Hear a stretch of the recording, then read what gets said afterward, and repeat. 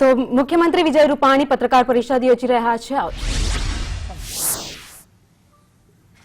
એ આપણે છેલ્લા 2 દાયકામાં ખૂબ વધાર્યું છે। એનો મતલબ કે કલ્ટિવેટેડ લેન્ડ એટલે ખેડાઉ ખડાઉ જમીન એને આપણે સુધારવી છે, બિન ખેડાણમાંથી ખેડાણ કર્યું છે।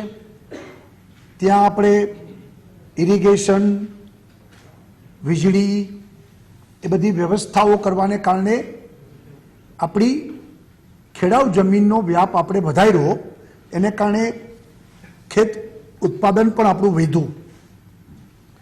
હવે સરકારે એ નિર્ણય કર્યો છે કે 5 જિલ્લા એટલે કે કચ્છ, પાટણ, બનાસકાંઠા, સુરેન્દ્રનગર અને સાબરકાંઠા, આ 5 જિલ્લાઓ ને આપણે આ યોજનામાં લાવ્યા છીએ। 5 જિલ્લામાં પણ જે જિલ્લામાં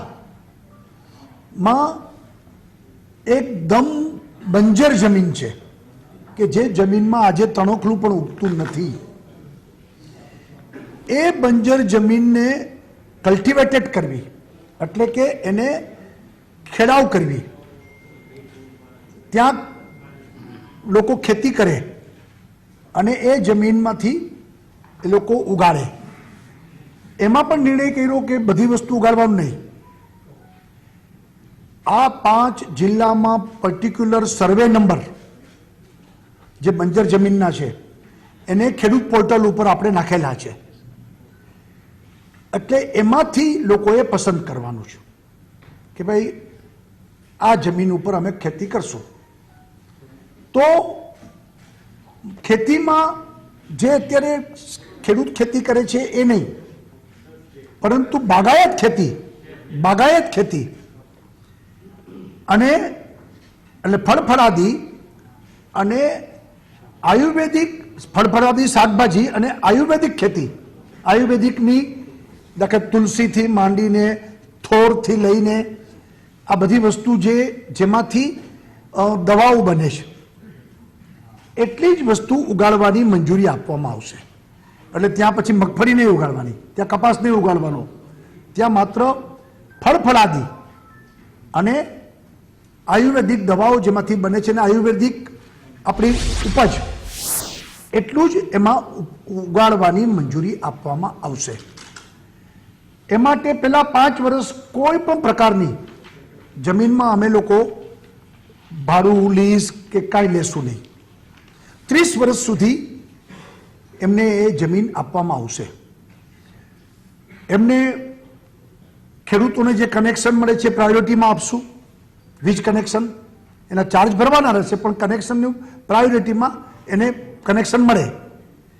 એને પાણીના બોર કરવા માટે સબસિડી આપશું કે અમુક સબસિડી એને મળશે બોર દીઠ, અને એ પોતે આ પહેલા 5 વર્ષ એને આખી મહેનત કરવી પડશે ને જમીનને ઉપજાઉ બનાવવી પડશે।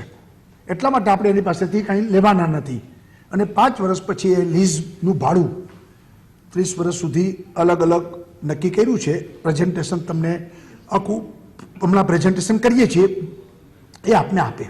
કુલ 50,000 એકર જમીન આપણે આઈડેન્ટિફાઈ કરી છે। આ 50,000 એકર જમીન આપણે આપીશું। આ જમીન કોઈ પણ લઈ શકશે, એમાં કોઈ ખેડૂત પણ હોઈ શકે, કોઈ સંસ્થા પણ કરવું હોય તો કામ કરી શકે, કોઈ કોર્પોરેટ્સને આવવું હોય તો પણ આવી શકે, કારણ કે આમાં પૈસા નાખવા પડશે। આ એમને નથી થવાનું, એનામાં શરૂઆતમાં ખૂબ મોટું ઇન્વેસ્ટમેન્ટ જોશે, અને મિનિમમ 50 એકર આપીશું આપણે, મેક્સિમમ 1,000 એકર આપીશું। આ આપણે આમાં નક્કી કર્યું છે કે જેથી કરીને મોટું ઇન્વેસ્ટમેન્ટ અને યાંત્રિકરણથી મોટી ખેતી થાય। અને આમાં તો ખૂબ મહેનત કરવી પડશે, કારણ કે ટોટલ બિન ઉપજાઉ જમીન છે, અને એ રીતની આખી આજે પોલિસી આપણે જાહેર કરીએ છીએ। આના 2 જ મુખ્ય આપણા ઉદ્દેશ્ય છે। એક કે બિન ઉપજાઉ જમીન ઉપજાઉ બને, અને નંબર 2 કે આપણે ત્યાંથી એક્સપોર્ટ થાય, કારણ કે આ ફળફળાદી એક્સપોર્ટ થાય છે. આજે આયુર્વેદિક દવાઓનું જે બધું ઉપજ કરીએ છીએ એ પણ એક્સપોર્ટ થાય છે અને એની ઉપજ આવે છે. એટલે એક આપણું ખેત પેદાશમાં બાગાયતી આપણું ખૂબ ઉત્પાદન વધે અને સાથે સાથે એક્સપોર્ટ પણ થાય.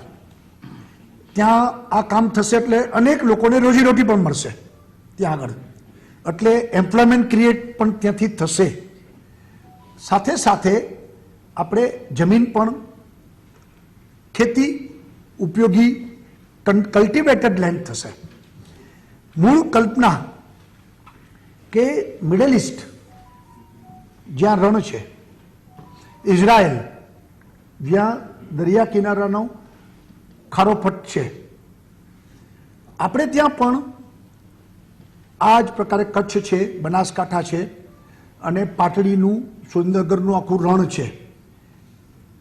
એ રણમાં આપણે રણછોડ કરવાનું છે અને એટલા માટે આપણે આ એક યોજનાને એક થોડુંક ઉદારીકરણ સાથે આપણે પ્રસ્તુત કરીએ છીએ.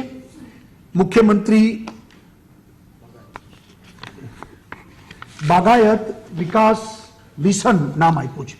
મુખ્યમંત્રી બાગાયત વિકાસ મિશનની આપણે આ બિન ઉપજાઉ જમીન ઉપર ખાસ બાગાયત ખેતીની એક નવી પહેલ, એટલે શાકભાજી, ફળફળાદી, ફૂલો, આયુર્વેદિક બધા છોડ આમાં ઉગાડી શકાશે